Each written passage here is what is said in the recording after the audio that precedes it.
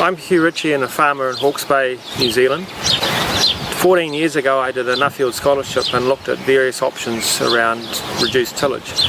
One of those options was looking at a thing called strip tillage. Various iterations of it happened on the farm and we eventually came back to what we do now. The reason we went in that way was one, trying to reduce cultivation, and especially sweet corn. We could not establish good crops of sweet corn direct drilled, and equally squash and some of the more sensitive crops like beans we don't believe would be that well served by direct drilling, so a little bit of cultivation is useful. Just to give us the maximum amount of grazing, we graze livestock over the winter. As you'll see behind us, band spraying out the strips, and we need at least 6 weeks of burn down to give the roots a good chance to break down before we go in and use the strip tool rig to basically cultivate those strips and leave everything else undisturbed.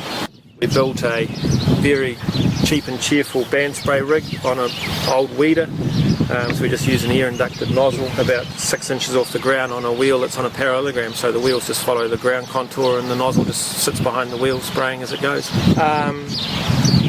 Well, in the worst case scenario we've actually had ewes and lambs grazing this well we've been planting. Wouldn't say that's ultimate, but it's possible. And when we're doing peas, beans, double crop for instance, one pass after the peas have been out and we can then sow, precision plant beans on top. We have to be a little bit careful with some of the chemical control because obviously we haven't got nice clod-free seed beds that some of the pre-emerged herbicides work on. But we do find not cultivating between the rows doesn't give us quite the weed explosion we get, so we're now looking more at band spraying effectively around the foot of the plant with drop nozzle booms. That gives us a very good control. Prior to sowing we'll then burn the rest of the paddock down, and then that gives us pretty good weed control for the inter-row areas.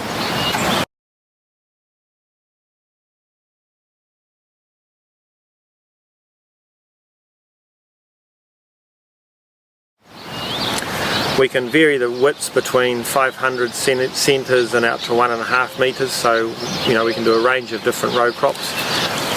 When we first started this we did side-by-side comparison. We strip tilled 30 hectares twice and used 130 litres of diesel. We ploughed 30 hectares and we used 600 litres of diesel just for the ploughing, so before any cultivation. So it's significant savings. But like all these things, soil type does have an impact, but basically the big tractor that pulling it's burning about 55 litres an hour if it's working hard on the strip till, and in sort of silt clay soils it does work hard. In the peatier soils where it's operating at the moment, probably down around 35 to 40 litres an hour. We started with a DMI, which was basically just like a plough skeith or coulter in front of a leg, which had a larger foot at the bottom of a very narrow shank, and so effectively you get shattering and exploding under the ground, which bursts up. A couple of gathering discs at the back to bring all that shatter back into the row, and then a cage basket at that. The seedbed might not be quite as good as it could be, but the reality is that if we don't stop hammering the soil, it's never going to have a chance to recover if you're going to carry on cropping. So the only option is to stop cropping and put it into grass or pasture and leave it for a while. We've found that by using the strip tillage and reducing the cultivation and the powered implements, we can actually regain good soil quality. We did a processed pea crop which was harvested in the wet, and we put a bean crop in which was also harvested in the wet. That was strip tilled into the peas, and we took some VSAs in the autumn, late autumn, on the headlands of that crop paddock. And then we took a VSA off the fence line, and pretty much the visual soil assessments were the same for the fence line as the headland. I'm pleasantly surprised that we are having that sort of benefit on the soil. The foot that the Orthman uses, but a very similar design to most of them. You can see the bigger foot that does the lifting and the heaving, and then a reasonably narrow shank. And we normally run them about sort of 6 to 8 inches in the ground. Most of the annual maintenance at the moment is sort of seasonal maintenance. I mean, it's actually a pretty robust machine. We haven't had to go through and really do a major thing.